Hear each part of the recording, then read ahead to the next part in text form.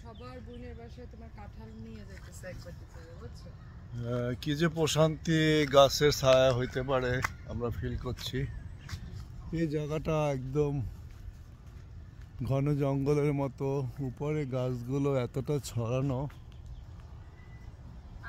যে চতুর্দিকে রোদ, বাট এই জায়গাটা জান্নাতি একটা জায়গার মতো। কারণ আল্লাহ বলছে সেই কিয়ামতের দিনে জান্নাতি ব্যক্তিরা গাছের তলায় ছায়ায় আশ্রয় পাবে।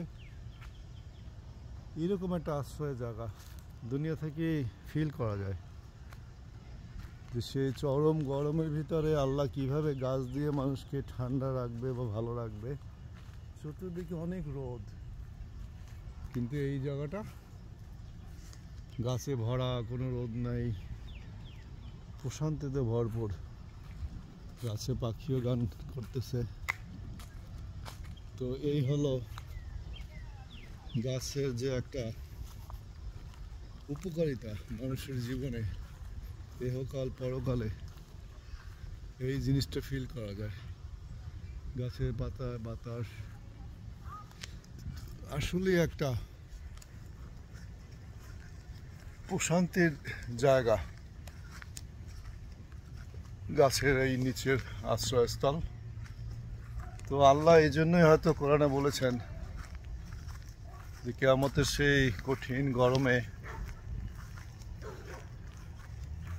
মানুষ গাছের তলায়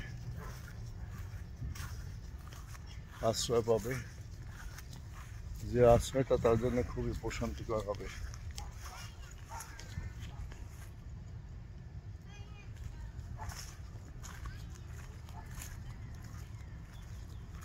খুবই ভালো লাগছে জায়গাটা।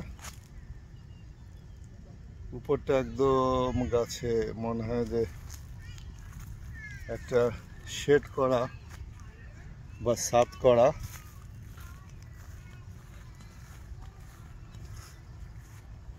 বাইরে বেরোলে রৌদ্র,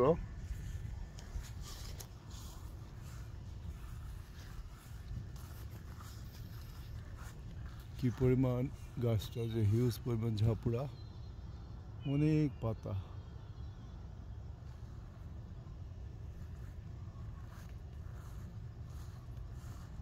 তিন চারটা গাছ একত্রে, 1 2 3 4 5 6 7টা 8টা গাছ একত্রে মিলে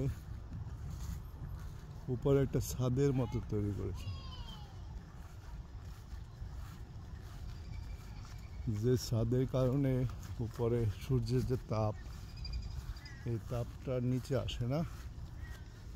সুন্দর একটা পরিবেশ সৃষ্টি করেছে। আর এই জায়গাটি একটা বসার জায়গা।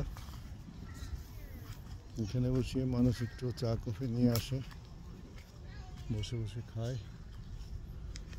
তো জায়গাটা অনেকদিন পরে আসলাম, প্রায় 4-5 বছর হবে, 6 বছরের আগে আসছিলাম একবার।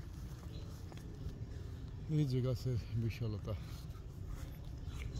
তো জায়গাটা খুবই ভালো লাগলো, মেমোরি করে রাখলাম ইউটিউবে।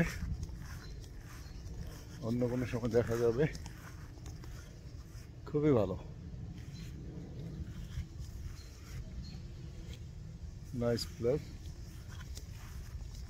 সকাল এখন 10টা বাজে। এই সময়টা আসলে অত রোদ থাকে না,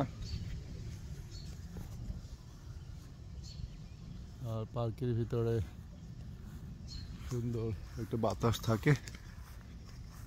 তো কানাডা এটা জীববৈচিত্র্যের পরিবর্তন এই জুন মাসে, মে মাসে শুরু হয়, যখন বরফ পড়ার কথা আমরা প্রায় ভুলেই যাই। মনে হয় কানাডায় কখনো বরফ পড়তো না, আমরা এরকমই ছিলাম, এরকমই থাকবে। কিন্তু না, গাছের বাতাসের শব্দ শোনা যাচ্ছে।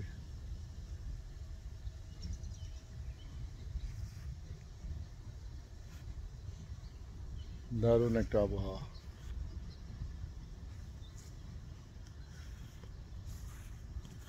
তো খুবই ভালো লাগলো জায়গাটা। অন্য কোনো সময় অন্য কোনো জায়গায়। আল্লাহ হাফেজ।